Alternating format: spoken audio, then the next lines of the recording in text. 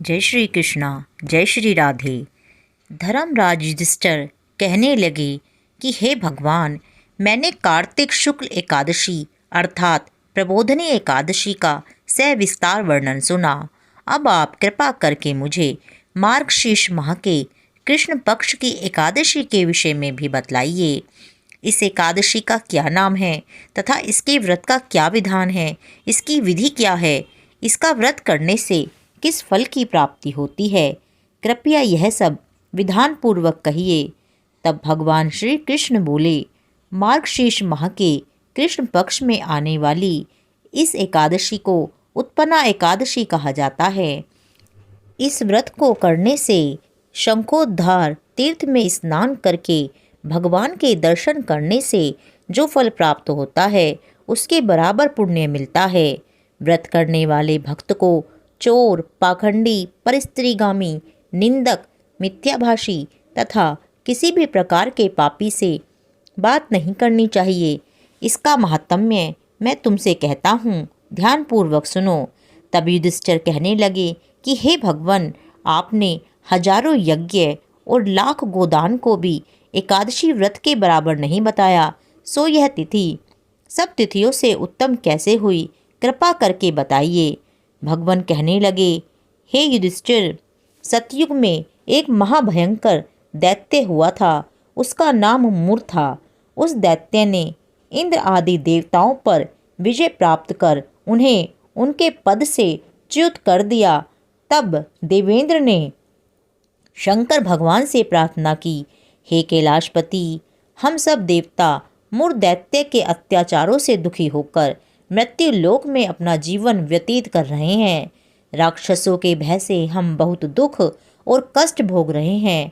मैं स्वयं भी बहुत दुखी हूँ और भयभीत हूँ। अन्य देवताओं की तो बात ही क्या है। अतः हे देवादि देव, आप कृपा कर इस महान दुख से छूटने का उपाय बतलाइए। तब शंकर जी ने कहा, हे देवेंद्र, आप विष्णु भगवान के पास जाइए। मधु कैटभ का संहार करने वाले श्री हरि देवताओं को अवश्य ही भय से मुक्त करेंगे। इंद्र तथा अन्य देवता महादेव जी के आदेशानुसार क्षीर सागर गए, जहाँ पर भगवान विष्णु शेष शैया पर विराजमान थे। भगवान विष्णु के समक्ष उपस्थित होकर सभी देवताओं सहित इंद्र ने उनकी स्तुति की। हे देवादि देव, आप स्तुति करने योग्य हैं, आपको बारंबार प्रणाम है। हे दैत्यों के संहारक, आप हमारी रक्षा करें। हे जगन्नाथ, हम समस्त देवगण दैत्यों से भयभीत होकर आपकी शरण में आए हैं। इस समय दैत्यों ने हमें स्वर्ग से निकाल दिया है और हम सब देवता बड़ी ही दयनीय स्थिति में पृथ्वी पर विचरण कर रहे हैं। अब आप ही हमारी रक्षा कीजिए, रक्षा कीजिए। हे देवादि देव, हे त्रिलोकपति, हमारी रक्षा कीजिए। देवताओं की करुणावाणी सुनकर श्री विष्णु भगवान बोले, हे देवताओं, वह कौन सा दैत्य है जिसने देवताओं को जीत लिया है? तुम सभी देवगण किसके भय से पृथ्वी लोक में भटक रहे हो? क्या वह असुर इतना बलवान है जिसने इंद्र सहित सभी देवों को जीत लिया है? तुम निर्भय होकर मुझे सब कुछ बताओ। भगवान के उन अमृत रूपी वचनों को सुनकर इंद्र बोले, हे भगवान, प्राचीन समय में ब्रह्म वंश में उत्पन्न हुआ नाड़ी जंगम नाम का एक दैत्य था, जिसका मुर नामक एक पुत्र है, जो चंद्रवती नामक नगरी में निवास करता है, जिसने अपने बल से समस्त विश्व को जीत लिया है और सब देवताओं को देवलोक से निकालकर अपने दैत्य कुल के असुरों को इंद्र, अग्नि, यम, वरुण, चंद्रमा आदि लोकपाल बना दिया है। वह स्वयं सूर्य बनकर पृथ्वी को तापता है और स्वयं ही मेघ बनकर जल की वर्षा करता है। अतः आप उस बलशाली भयानक दैत्य का संहार करके देवताओं की रक्षा करें। इंद्र के ऐसे वचन सुनकर श्री विष्णु भगवान बोले, देवताओं, मैं तुम्हारे शत्रु का शीघ्र ही संहार करूँगा। मुझे तुरंत ही चंद्रवती नगरी में ले चलिए। इस प्रकार भगवान विष्णु देवताओं के साथ चल दिए। उधर दैत्य राज मूर ने अपने तेज से जान लिया था कि श्री विष्णु युद्ध की इच्छा से उसकी राजधानी की ओर आ रहे हैं। अतः अपने राक्षस योद्धाओं के साथ वह भी युद्ध भूमि में आकर गरजने लगा। देखते ही देखते युद्ध आरंभ हो गया। युद्ध आरंभ होने पर असंख्य दानव अनेक अस्त्रों शस्त्रों को धारण कर देवताओं से युद्ध करने लगे, परंतु देवताओं के मन में तो पहले से ही भय समाया हुआ था। वे अधिक देर तक दैत्यों के सामने न टिक सके और भाग खड़े हुए। तब भगवान विष्णु स्वयं युद्ध भूमि में आ गए। दैत्य पहले से भी अधिक जोश में भरकर भगवान विष्णु से युद्ध करने लगे। वे अपने अस्त्र शस्त्रों से उन पर ताबड़तोड़ प्रहार करने लगे। भगवान भी चक्र और गदा से उनके अस्त्र शस्त्रों को नष्ट करने लगे। इस युद्ध में अनेक दानव सदैव के लिए मृत्यु की गोद में सो गए, परंतु दैत्यों का राजा मुर भगवान के साथ निश्चल भाव से युद्ध करता रहा। उसका तो जैसे अभी बाल भी बांका नहीं हुआ था। वह बिल्कुल बेखौफ होकर युद्ध रखता। भगवान विष्णु मुर को मारने के लिए जिन जिन शस्त्रों का प्रयोग करते, वे सब उसके तेज से नष्ट होकर उस पर पुष्पों के समान गिरने लगते। अनेक अस्त्रों का प्रयोग करने पर भी भगवान उसको जीत न सके। तब आपस में मल्ल युद्ध करने लगे। भगवान विष्णु उस दैत्य से देवताओं के लिए सहस्त्र वर्ष तक युद्ध करते रहे, परंतु उस दैत्य को न जीत सके। अंत में भगवान शांत होकर विश्राम करने की इच्छा से बद्रिका आश्रम स्थित 38 कोस लंबी एक द्वार वाली हेमवती नाम की एक गुफा में प्रवेश कर गए। हे अर्जुन, उन्होंने उस गुफा में शयन किया। वह दैत्य भी उनके पीछे पीछे चला आया था। तब श्री विष्णु को सोते हुए देखकर वह उन्हें मारने को तैयार हो गया। उसका ख्याल था कि मैं आज अपने चिर शत्रु को मारकर हमेशा हमेशा के लिए निष्कंटक हो जाऊंगा, किंतु उसकी वह इच्छा पूर्ण न हो सकी, क्योंकि उसी समय भगवान विष्णु की देह से दिव्य वस्त्र धारण किए हुए एक अत्यंत सुंदर कन्या उत्पन्न हुई और दैत्य को ललकार कर उससे युद्ध करने लगी। उसे देखकर दैत्य को बड़ा आश्चर्य हुआ और वह सोचने लगा कि यह ऐसी बलवान कन्या कहाँ से उत्पन्न हुई। और फिर वह दैत्य उस कन्या से लगातार युद्ध करता रहा।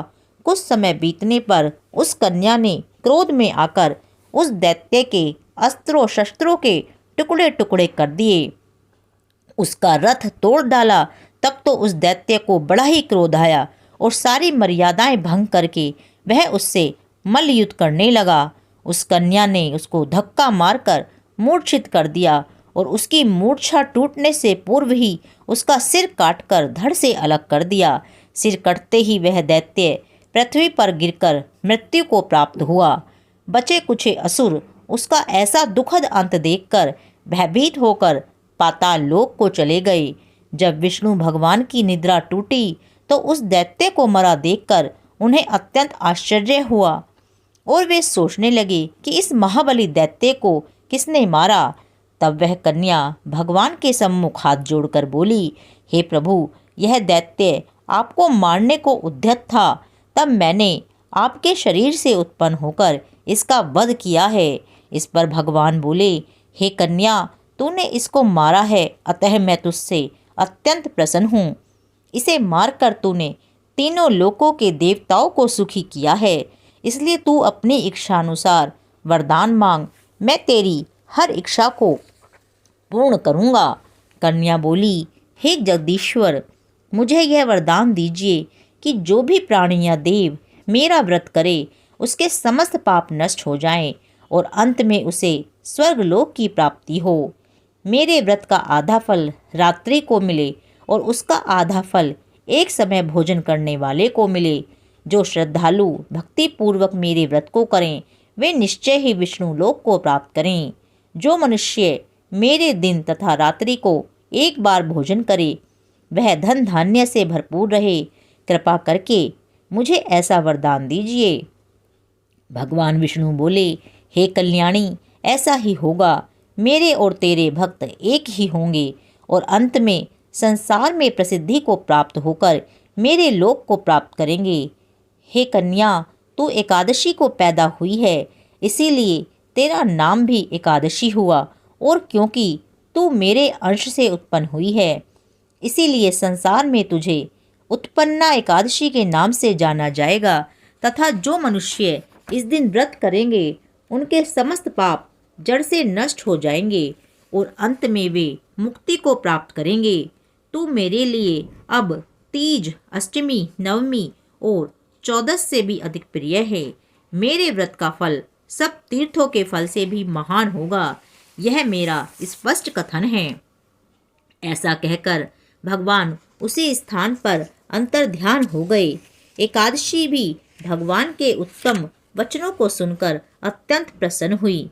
भगवान श्री कृष्ण बोले, हे पांडु नंदन, एकादशी के व्रत का फल सभी व्रतों व सभी तीर्थों के फल से श्रेष्ठ है। एकादशी व्रत करने वाले मनुष्य के शत्रुओं को मैं समूल नष्ट कर देता हूँ और व्रत करने वाले को मोक्ष प्रदान करता हूँ। उन मनुष्यों के जीवन की जो भी विघ्न बाधाएं होती हैं, मैं उन्हें भी दूर कर देता हूँ। तात्पर्य यह है कि मुझे अत्यंत प्रिय एकादशी के व्रत को करने वाला प्राणी सभी ओर से निर्भय और सुखी होकर अंत में मोक्ष का अधिकारी होता है। हे अर्जुन, यह मैंने तुम्हें एकादशी की उत्पत्ति के विषय में बतलाया है।